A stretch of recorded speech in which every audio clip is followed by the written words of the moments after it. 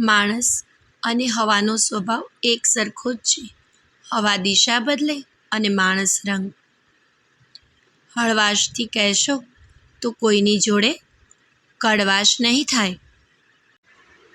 સામા મળે ને યાદ આવે એને ઓળખાણ કહેવાય, પણ કોઈને યાદ કરો ને નજર સામે એમનો ચહેરો આવે એને તો સંબંધ કહેવાય.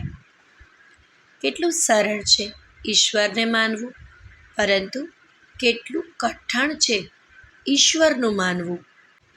સંબંધોને સાચવી રાખવા શબ્દોની નહીં, પણ એક સાચી સમજણ અને વિશ્વાસની જરૂરિયાત હોય છે.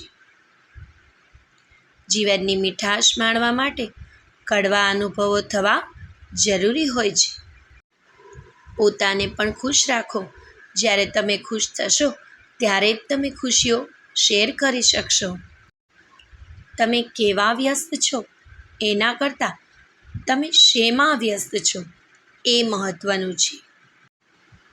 કોઈક ચિત્રગુપ્ત ક્યારેય આપણા ચોપડા લખતા નથી.